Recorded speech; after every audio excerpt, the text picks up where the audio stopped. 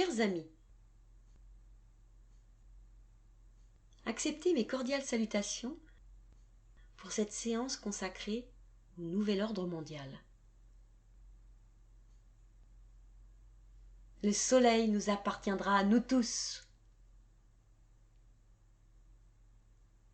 Aujourd'hui encore, je m'interrogerai sur ce que sera le nouvel ordre mondial.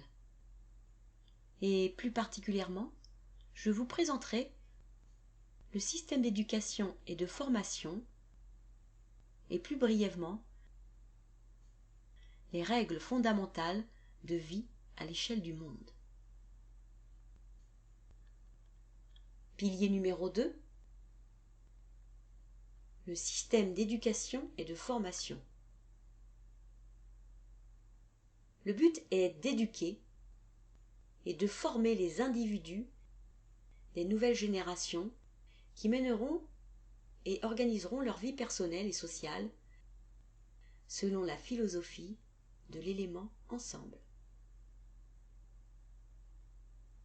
Afin d'atteindre ce but, il conviendra de créer une mobilisation durable pour un nouvel ordre mondial que l'on nommera épanouissement du berceau jusqu'à la tombe.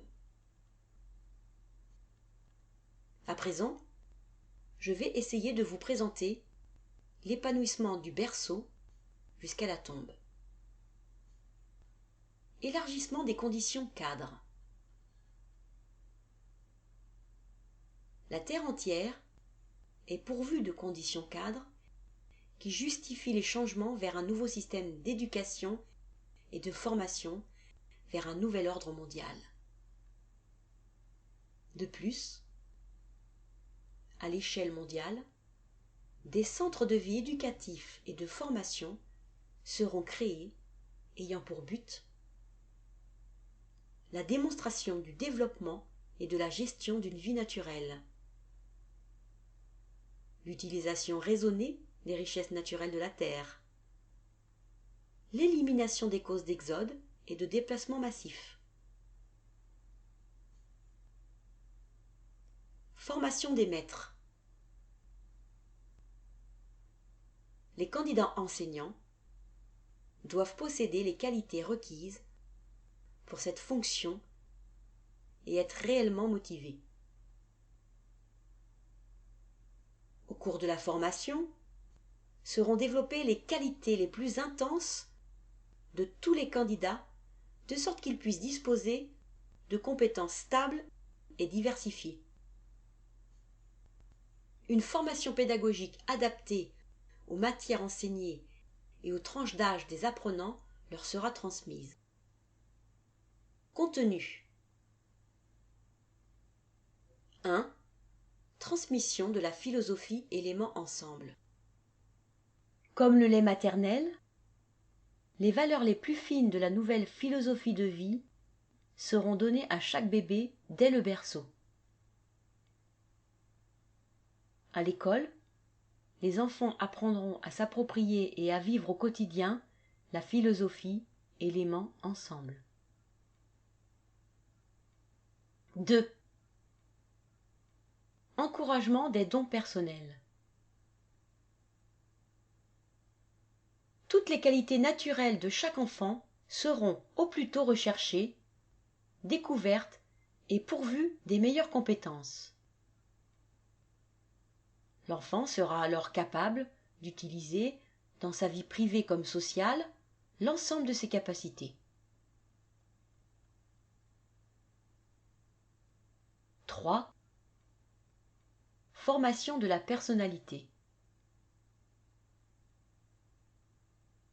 L'enfant sera accompagné et suivi avec attention, soin et sensibilité.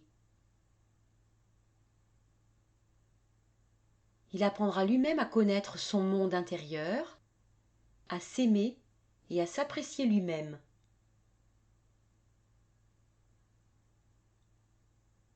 L'enfant respectera les autres personnes et apprendra à les aimer et à les protéger comme si elles étaient lui-même. Il fera l'apprentissage de transférer ses valeurs personnelles au niveau de la société 4. Préparation à la vie privée et sociale. Les jeunes seront préparés avec précision, suivant cela la philosophie éléments ensemble, tant pour leur vie privée que pour leur vie sociale. Ils seront élevés et formés pour avoir une personnalité saine, pourvue de capacités développées de façon optimale. Ils ne seront pas formés en vue d'en faire des spécialistes de métiers déjà existants, mais en vue de leur forger une personnalité stable, dotée d'un haut sens des responsabilités.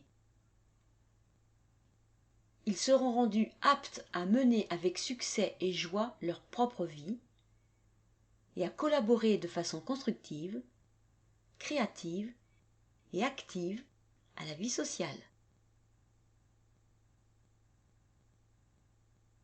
Chers amis,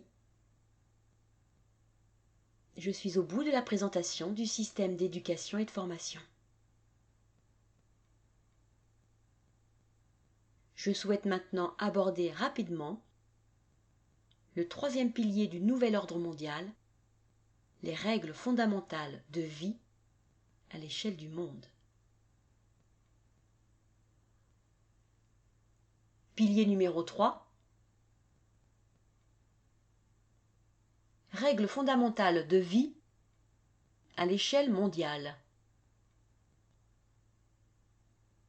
Les règles fondamentales de vie à l'échelle mondiale sont à considérer comme la constitution d'un État-monde. Mais puisqu'auparavant cette constitution doit être rédigée par le Parlement constituant et ratifiée par les représentants du peuple du monde, je ne ferai pour l'instant aucun commentaire. Chers amis,